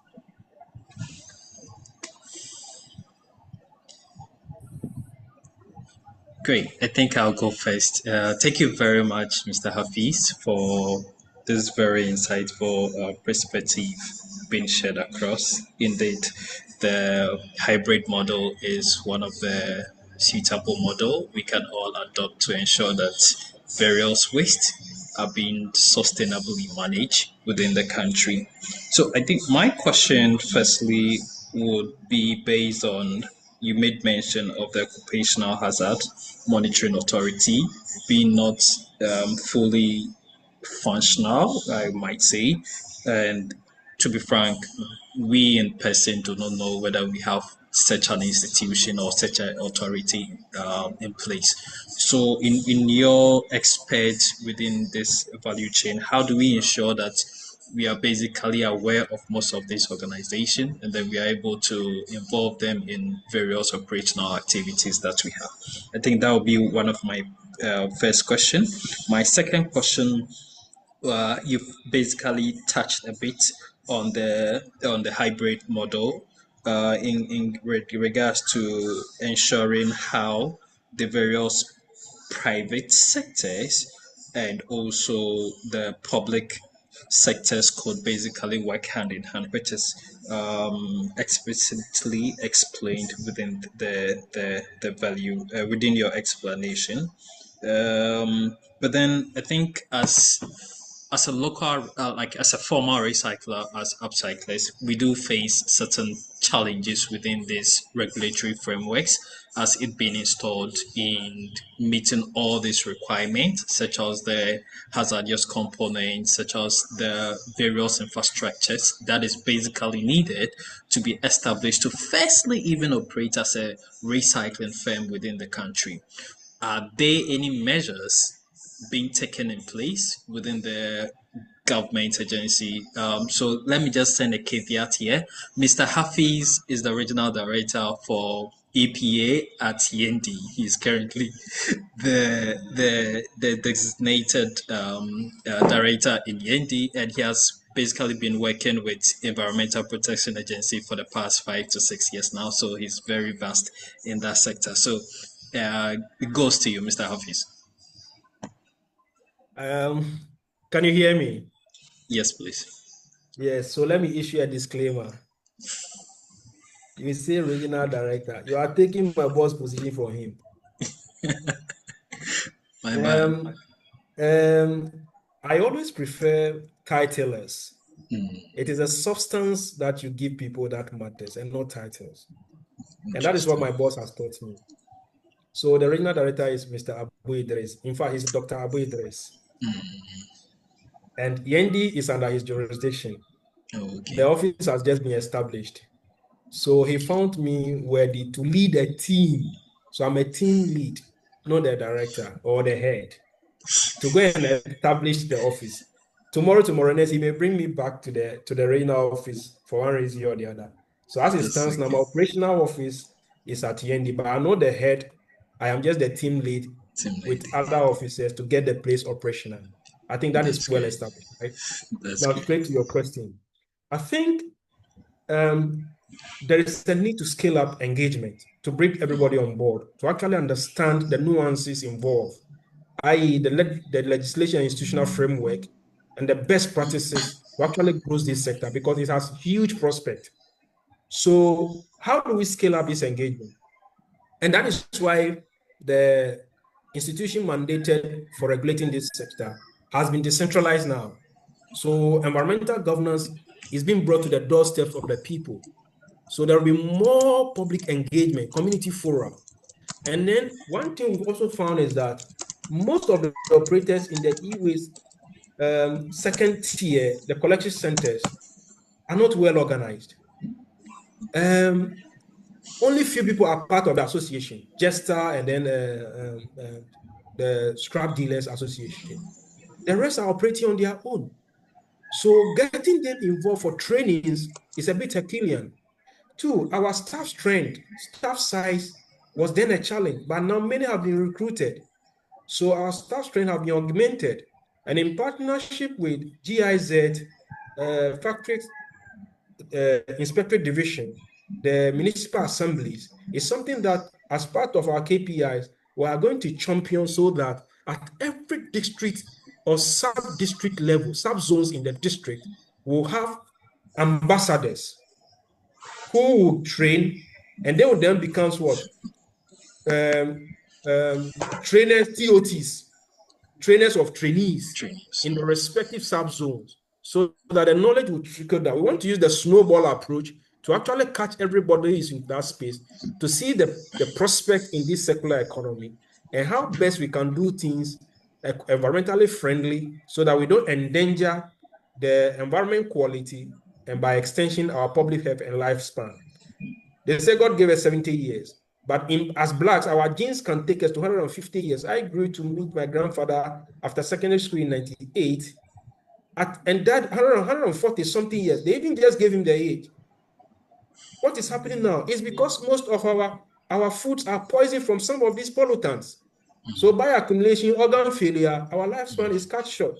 So short, we'll scale up the engagement, the community sensitization on how best to handle this. Then with respect to your challenges, yes, I cannot discount that. There are huge challenges. But like I said, the Latinos has a saying called festina lente. We are hastening slowly. If Northern region is getting a state-of-the-art infrastructure, a time will come, we'll be pressurizing people to give us what? Materials for the facility to operate. And that is where the households come in. So people will be constructed to be going from household to get obsolete equipment for recycling because the facility must run. Yeah. Are you getting it? So very soon those challenges will come to a pass.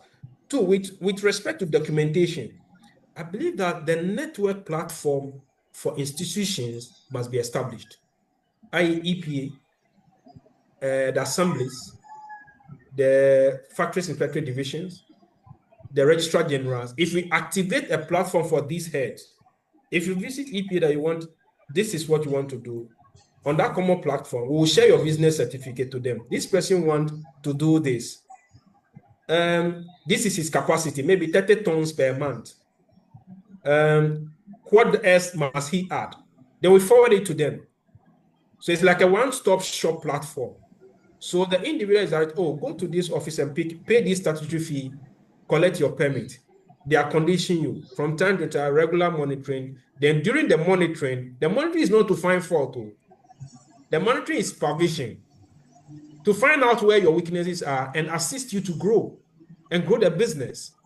And all those that work for you as waste pickers, you must have their license and do health screening quarterly for them as part of the operational health and safety issues. So the challenges are there, but there is a clear cut map to actually deal with it. Thank you. Mr. Jacob, you can unmute and talk.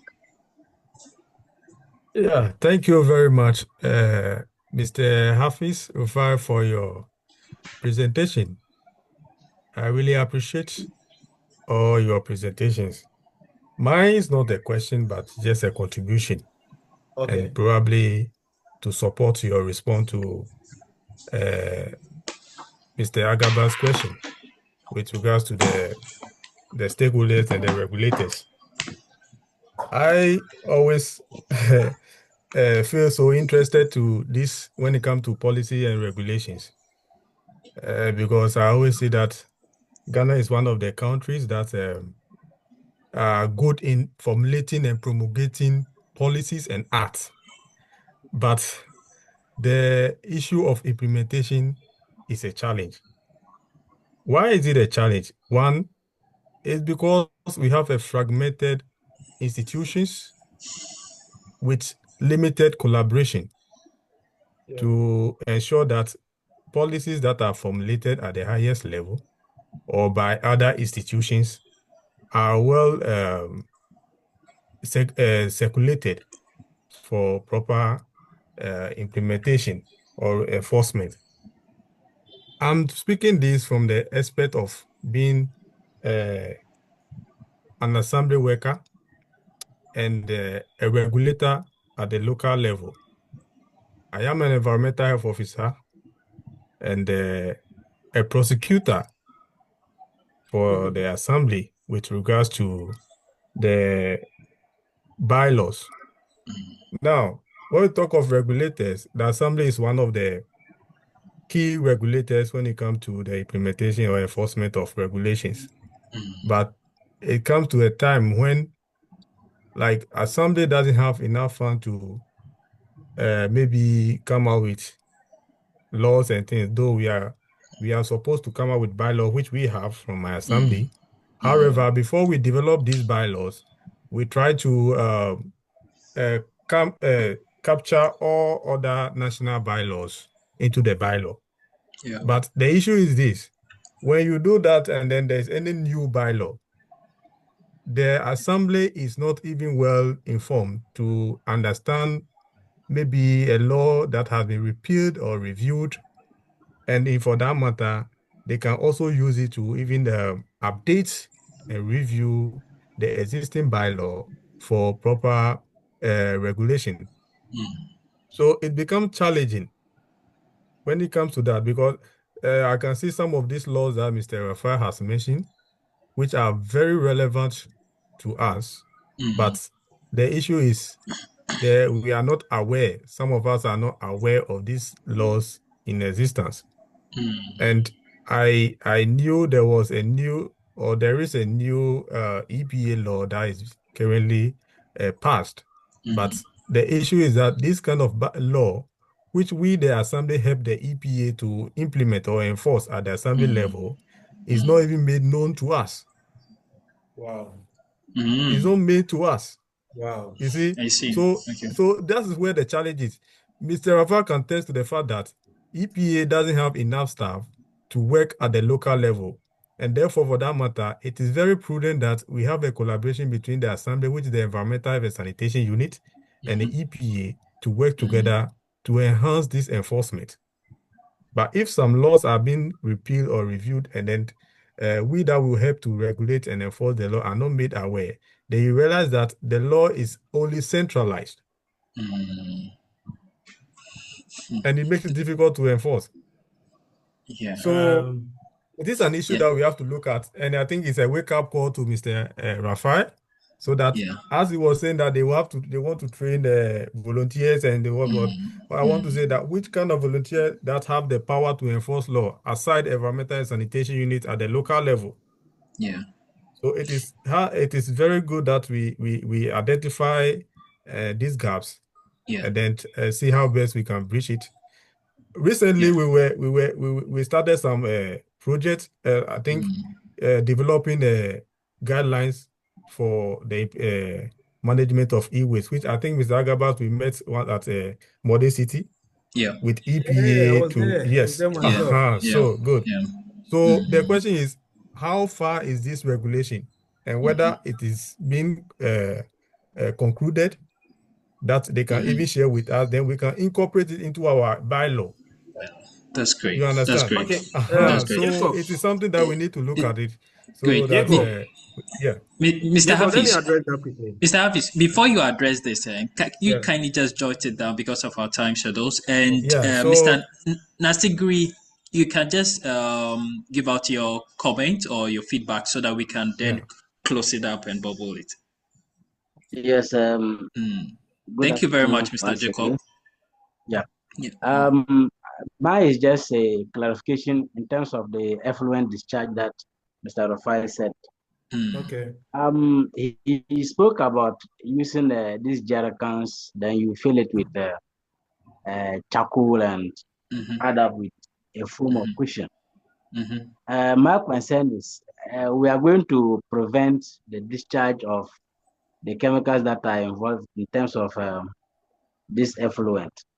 So how sure are we that there will not be overflow of this effluent that contains these toxic chemicals onto the ground that can as well pollute groundwater or surface water?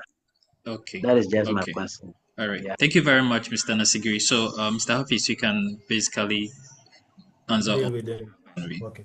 Close So with the it. first one is the concerns of Mr. Jacob. Yes, you see, when legislations or laws are passed, they are gazetted. And once it is gazetted, it becomes a public document. And like any other institution, it's the head of institutions that must bring to the attention of its staff that there is a new law in place. Because I say it's a prosecutor. He will, EPA has gazetted the law, it's released it become a public document. And it is the responsibility of the assembly to actually make those laws available for their use. So as I was telling you, this environmental assessment regulations 1999 is being used for 26 years. Even my own staff, some of them aren't aware that it's been reviewed by LI 2504 of 6 June 2025. We are in September, right? Yeah. So barely 4 months. And there are staff themselves who are not aware. So it behoves on the individual working in that space to be up to speed with current issues. Yeah. As I'm saying, there are standards over the years for air quality, for effluent management, for vehicular emissions, and then for noise control. But as I speak with you, there are LIs that are replacing them with specific issues to deal with. So, Mr. Jacob, yes, EPA, but we have gazetted it. We released to the public institutions. It's the heads of those institutions that must what? Make it available for their staff to look at relevant portions that they must apply in their work. So that aspect, I think, like you said, at the institutional heads level, they must collaborate. And I'll bring this to the attention of my superiors so that they can see how best they can circulate some of these things to be trickled down to them for use. That's perfect. That's perfect. Soak pit. There are several ways of engineering a soak pit. And when you are telling these waste recyclers, the e-waste recyclers, to get an engineered soak pit, you don't give them a sophisticated model of soak pit.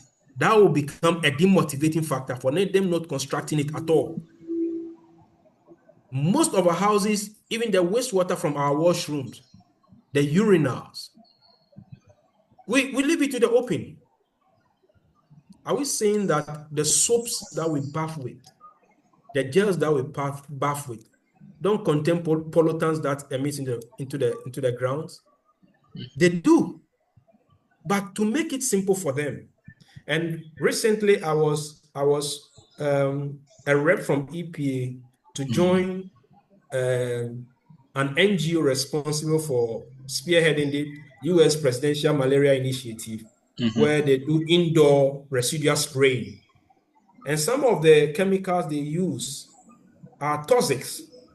But this is the simple engineered soak pit that are being used to contain when they wash their materials after use, to contain the effluent. So applying that in the e-waste sector, they don't even do much depollution. Akabas, you visit them. Yeah. What do they depollute? Perhaps when they extract the valuable fractions, there are a few that they see they are too powdery or something. Yeah. Then they'll use water to just wash them. Or the washroom that they use for urine and other things. They shouldn't leave it open for the urine to go into the environment. So those are the reasons why they must have an engineered simple soak pit to contain those wastewater from their operations. And that specifically, that is what I meant. Okay, thank you very much. I think Dr. Michael also raised his hand, so we will take that last question. I have seen regulations for scrap dealers. Okay. Is that a question? So I want to know if there are any regulation for the scrap dealers who collect e-waste from household. They use the door-to-door approach. Yes, they are collectors, right? So these scrap dealers fall between tier 1 and tier 2 and tier 3. They collect, they temporarily hold, they dismantle, they transport. So yes, under the Act, Part 4 of the Act 1124, they are catered for, and they must come for permit and be regularized. That's great. Thank you very much, Mr. Hafiz. I think one last question will be regarding the whole value chain when it comes to, let's say, corporate organization who has access to most of this electronic waste. With the current trajectory of World Bank sponsoring most of these collection centers within the country, here, would it be mandatory for these companies, let's say the universities, the hospitals, to pay for the services of collecting electronic waste to be recycled, or the hawks, or let's say upcyclers, being a recycler, would have to pay most of these corporate organizations to recycle their electronic waste? So I will answer this question from two perspectives. First of all, it is assumed that when the institutions are going to procure this equipment, they've already paid the eco tax for it, which will cater for its disposal when it goes obsolete. Okay. So that is the assumption. If only the extended producer responsibility principle is applicable in its real sense. Then two, when they generate the waste because of their hazardous nature, under the law, they write to EPA that we have this hazardous waste that we want to dispose of. Help us with a technical opinion on how to deal with it. So we will then have to go inspect the type of the waste, the various kinds, the quantities, and their compositions, and how best they can be disposed of. So once our screening report indicates the types, the quantities, and then the compositions and their hazardous nature, then we'll say, okay, these X quantities can be handled by this organization that we have permitted. So establish a contact with that organization. You can enter into what? An MOU, Memorandum of Understanding. So every year when I generate this, you are helping them to decongest their space with waste, which they don't want, and they have lacked the capacity to deal with. But then to you, it becomes a resource. So you will agree with them that for X volume of waste that you generate, I will give you this to take care of what? The transportation, the recycling cost, including my labor. So you have to sign an MOU with those institutions using your permits that you acquired from us. And you write formally to establish that link with them. So for instance, NETCO want to dispose of all transformers. Without EPA permit, you cannot engage them formally because they will write to us. They will recommend you to them. So you go and meet them, you go into your business agreements. Yes, you want to dispose of I am taking it as an off-taker.